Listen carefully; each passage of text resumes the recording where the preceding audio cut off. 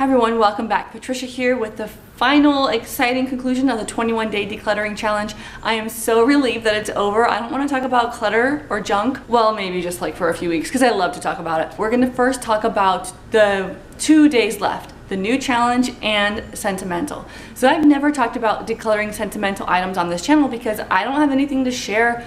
I don't have any tips. Like, I am in this boat with you guys. I don't know how to get rid of things that you feel attached to, but I will tell you this. Why get rid of it? Honestly, like, I'm not promoting clutter, but I don't think some sentimental things fall under the category of clutter. Clutter is something that doesn't serve you in any way. It has no purpose, no emotional purpose, no physical purpose. It's not pretty. Like, to me, that's clutter, and it can be physical or mental. But something sentimental has a purpose, right? It's sentiment. It reminds you of something. Now, I do think it's important to differentiate between things that are old and things that are sentimental. So I'm not sure exactly how to tell the difference between something that is like a heart sentiment and something that you've just had a long time. But I can tell you that if you can live without things, or if you have lived without some of these things, you probably can continue to do so. Oftentimes when a loved one passes away, some of their items go to different people in the family, and then you hold on to it because it's sentimental and it reminds you of that person. But as time goes on, the person who passed away, their memories are stronger than anything, and those physical items don't always need to be kept. If you feel like they're in the way, if you feel like they're not serving you in a positive memory, like you kind of feel guilty that you have this thing, it might do more harm to that person's memory than good. It might be sullying the memory and you have this sort of like burden now. Don't keep it if that's the case, honestly, because if that's how you're feeling, you don't want to associate those burden type of dreadful memories with the memory of this beautiful person who maybe you lost. Now that I'm a mom, a lot of the stuff from my personal childhood feels like it's meaningless because I just want to keep all the stuff from my children's childhood.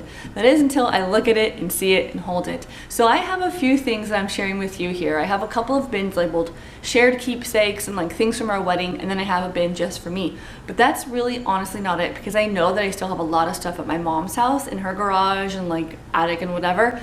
So be prepared to see more of my junk from my childhood, maybe in September or October or sometime during the rest of the year, because I do need to free her from holding on to my stuff. I don't think, unless it's like baby stuff that she's attached to, you know, I think that I should probably be the one to free her from all this stuff from my childhood. So here is what I've decided to declutter.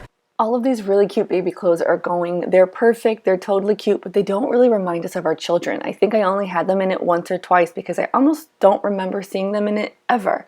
These overalls were sort of a joke gift, but we are going to get rid of them. I'm ready to let these go, but we're going to do it properly. It's an old honeymoon book my husband wants to keep, actually, and my dog's ashes. So I'm also getting rid of some tap shoes and jazz shoes. They're in good condition. I didn't wear them much, but I was a theater major. We have some serving flutes that we're probably going to either sell or regift, a whole bunch of old Starbucks cards, my high school purse, and some of my Starbucks shirts, and this sort of awkward, very flawed dress I made in college for the Renaissance Fair. So when I look back on that letter I first wrote to my junk, I can tell myself that I have saved a lot of money there. I didn't go to Michael's, by the way. I did not go to Michael's. I know you guys were laughing at me like, come on, that coupon's all the time.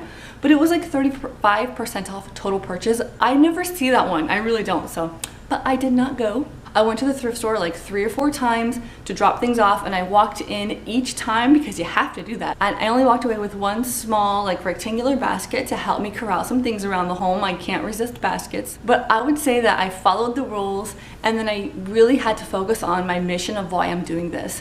One of the big things I want out of life are more experiences. So some of the money I'm saving is going to another little mini vacation we're taking in early September. I'll tell you all about it, and I'll bring my camera when we go. So the 21st and final day is actually starting a new challenge. So Courtney Carver suggests her challenge, Project 333. My first challenge is my craft week. I only have a few things made and time is running out, so tune in starting next Tuesday for that mini challenge.